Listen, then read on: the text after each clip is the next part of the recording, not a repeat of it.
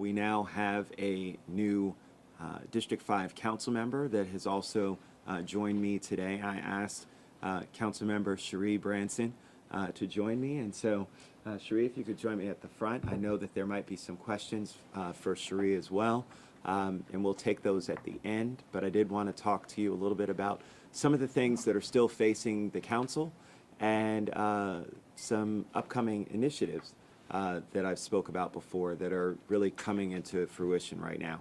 And so the first one I'll talk about is something that I had mentioned to you before, which was a Washington Metropolitan Regional Leaders Conference. And this involves council leaders from around the Washington Metropolitan region. This is in no way to step on the toes of our Council of Governments COG, but at the same time, I think that it's important for leaders each year to be able to galvanize some of the initiatives that they're looking to try and accomplish and work together in sort of a regional kind of compromise, if you will. And so in light of the recent letter that I received that I'll talk about a little bit later when we talk about 10 Mile Creek from Council Chair Phil Mendelson, to are working together with Prince George's and the District of Columbia on minimum wage. I think this is a great way for us to address some of the challenges that we see when it comes to transportation, when it comes to protecting our environment, and when it comes to economic development. And so there are already a number of different topics that each of the chairs have brought up. This will be in a forum in which all of the members will be able to bring things that are priorities to them to the table. This is the first of its kind, and so it's really exciting for me that this will take place right here in Montgomery County, and I think is another step in the direction of us really fostering us working together as a region to address some of the key challenges that we face. Did want to talk about 10 Mile Creek and some of the deliberations that continue to go on there. Our sessions have gone over the additional time that we thought they would, and so just wanted to make sure that the public was aware that this is definitely not a delay. This is just a lot of questions by a lot of the committee members that are concerned and want to make sure that we're putting our best foot forward when it comes to addressing the 10 Mile Creek issue. There's a lot of information that everybody has had to take in, including our newest council member, who will be taking in a lot of that information as well. She and I just had a chance to talk about the large amount of information that she's been able to digest, and so I know that she will be fantastic in kind of getting the ball rolling and really bringing herself up to speed. She has done the same thing on Capitol Hill, and I know that she'll be able to use that same fortitude here in Rockville. With regards to 10 Mile Creek as well, I will address the letter that Council Chair Phil Mendelson sent to me that asked for a water quality study for the Little Seneca Reservoir to be conducted. I take that request very seriously, especially in light of what I just spoke about the regionality concerns. And so that's something that my office, as well as the county executive's office, is currently looking at. I will remind you that the county executive did ask us before and highlight in a memo that he sent to the council that he was looking to do some sort of water quality study in addressing the drinking water supply at Little Seneca Reservoir, as well as former members Steve Fosselman and Menke and Royce Hansen. So we've had a number of leaders, and most recently, I guess, Doug Duncan has weighed in terms of his request as well for us to look at the water quality issues in protecting our drinking water. And so there are a lot of folks who are rallying behind this, and so it's not something that we could just turn a deaf ear to. It's certainly something that we are going to have to address. From a timing aspect, I'm not sure what that means, nor am I sure about who would end up paying for a study like this. But those are the things that we're currently looking at and talking with members of the Department of Environmental Protection, as well as staff here to decide what the best course of action might be. I did want to talk a little bit about some of the economic development issues that I highlighted at the beginning of my tenure in my first speech. I had a great conversation with the county executive's director of procurement, and we have agreed that we will be rolling out within the month a list of new initiatives to bring about some positive changes when it comes to our small business procurement with the county. It is important for us to make sure that not only do we change the way the playing field currently is, but also to make sure that our businesses feel as though they are a priority. And I think that that message was heard loud and clear in the business community. We've received many support letters as well as comments, as has David Dice, our Director of Procurement for Montgomery County. And so we are working in collaboration with the Executive Department in rolling out a number of those initiatives, and there will be a press conference directly devoted to rolling out those initiatives again within the month. I think at this point I've touched on a number of topics, but I do want to turn it over to Councilmember Branson to be able to address any of the questions, or if she has any comments that she'd like to make, and then we can go to general questions after that. So, Councilmember Branson. Thank you, President Rice. I want to just thank you all for being here. I'm happy to be here. I look forward to taking your questions. All right, so we'll open it up to questions. Wow. I'm curious. The PTA community was supposedly writing you some letters about how many have you received? I'm not sure about the exact number as of yet. There might have been a couple hundred so far. School construction is certainly a priority. It's something that we've had numerous press conferences as a council with the county executive as well as our state delegation leaders. And so it's going to be important for us to really hear from the school community about what's most important to them in this upcoming budget. And I think we're starting to just see the tip of the iceberg. I think that all parents throughout the county are certainly resonating around the importance of the school construction dollars. I'm a little bit concerned about some of the comments that I've heard in Annapolis that might not be as supportive, not coming from our delegation, but from outside of our delegation. And so our delegation has their work cut out for them. This is a tough ask. This is not going to be easy. You know, to ask for the state to step up to the tune of an additional up to $20 million a year for school construction is a lot to ask. And quite frankly, it took Baltimore City, I think, 3 years to do that. But, you know, this is our first year, and I'm hopeful that we can make a case in telling people that the time is now. And a lot of those many emails and letters that we do receive are used to be able to substantiate that in Annapolis and make sure that people know we are all on the same page. This is a priority, and it's important for us, and folks need to hear and see that. Great. And I have a follow-up. I believe the White Oak public hearing is full tomorrow. Will you have another one? I don't think so at this point. I think we have 4 people on a waiting list, an additional 4 people who called in over the weekend. That would bring us to 38. So I would be willing to extend to make sure that we have the time for those full 38 to be able to testify. We want to make sure that the White Flint community certainly has their voice heard when it comes to something that's important as this.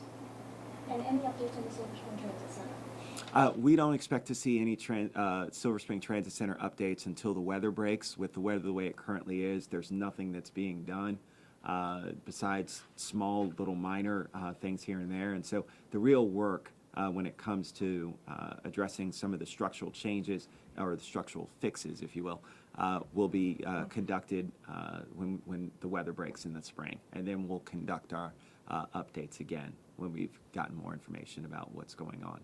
Thank you. Ms. Turk. So what do you think of Councilmember Andrews' proposal for public financing of local elections? Look, I think the challenge that we've seen in our recent elections, and you saw it highlighted in the recent gubernatorial race in Virginia, you also saw it with the special election that took place in Virginia as well, is that money continues to flow in, and politics is kind of overshadowed by the amount of money that's being spent. And so I certainly understand and support the direction that Councilmember Andrews is going in. The challenge is that we still have a Supreme Court ruling that pretty much eliminates us from making something like this mandatory, so it's always optional. And so what you have is you always open it up to where a person who comes in and decides to self-fund, who doesn't utilize public financing, could still outspend easily a person who takes public financing 10 to 1. When I was in the Maryland General Assembly, I was actually on the Election Law Subcommittee, and we looked at a number of bills to do just that.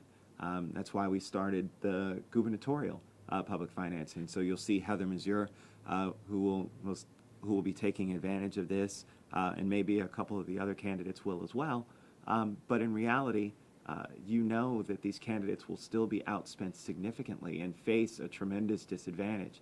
And until, quite frankly, the laws are changed at the federal level, or until there's a different Supreme Court decision, you still run into those same kinds of challenges. And the ultimate challenge is that all people will decide to go towards public financing instead of opting to fundraise on their own.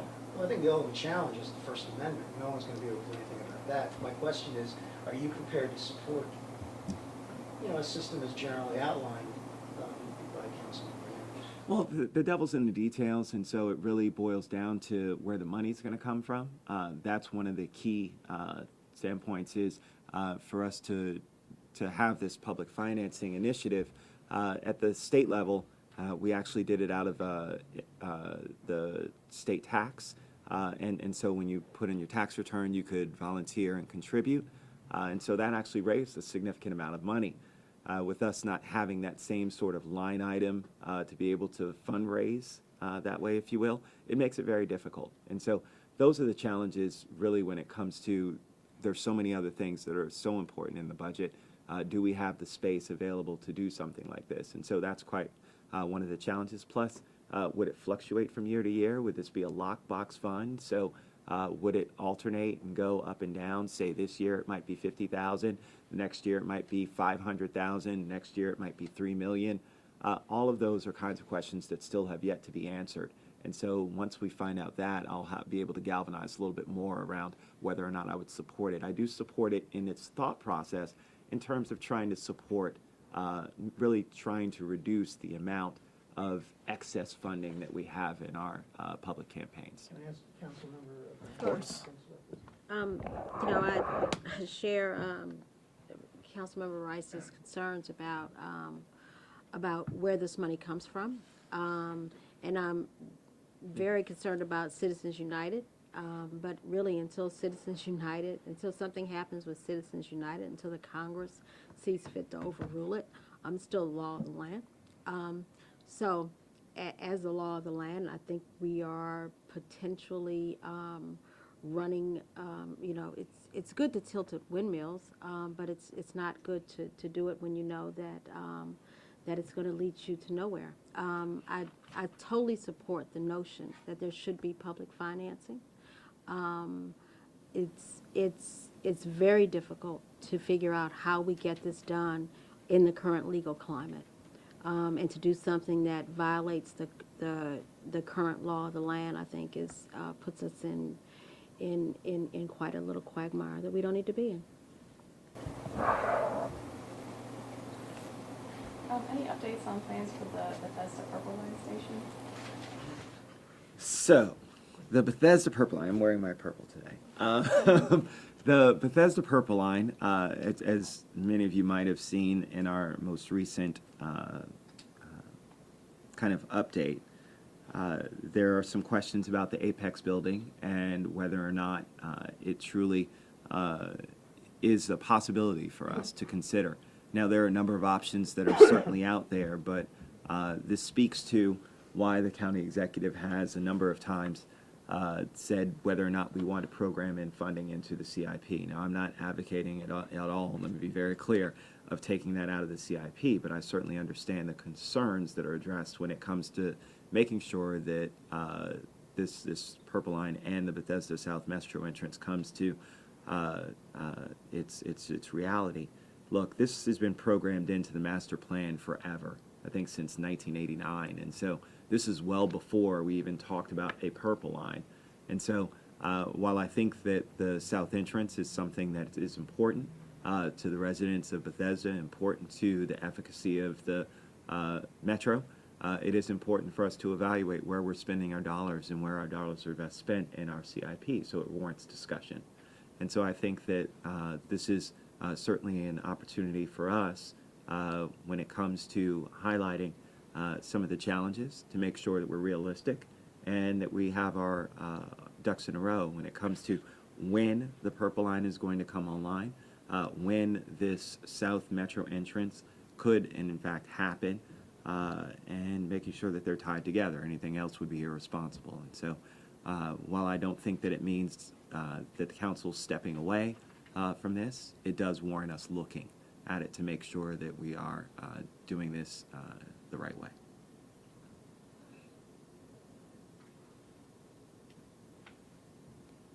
I noticed the announcement went out taking applications for chair of the planning board. Yes. And would you have, if Chair Carrier had sought reappointment, would you have been prepared to support her?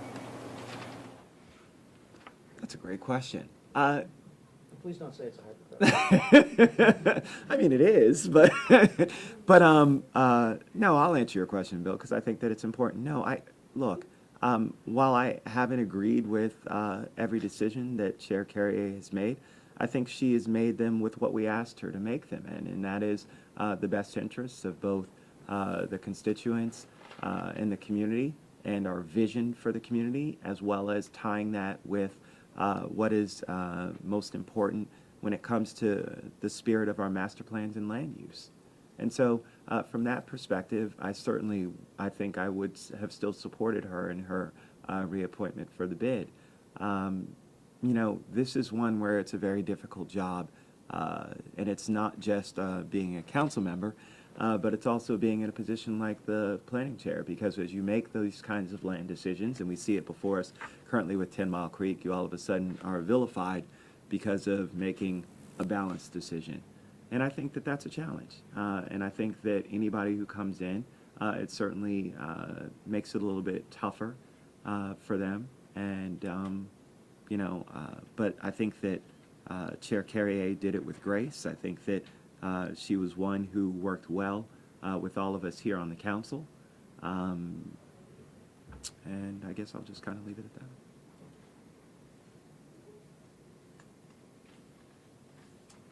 Any other questions?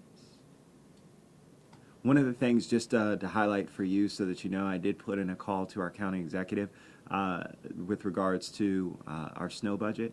I am very concerned about the fact that we've had so many snow days, and wanted to receive an update. And much to the county executive's credit, he set aside money for snow budget. Sometimes he's been criticized for that, and I think that this year, with you seeing the weather turn of events, this certainly is something that we can thank our lucky stars that we did have that allocated, but it is something that we are definitely keeping a close eye on, and so I want to make sure that we are, in our upcoming budget, that we understand where we are and whether or not we need to look at adjusting that for upcoming years. So, you know, I'm very curious about whether or not we might need a supplemental to make sure that we still have to address, especially since I heard that Puxatawny Phil saw his shadow, so.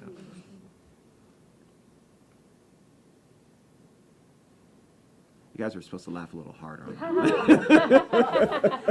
Thank you, Ben. Thank you. My weak attempt at humor.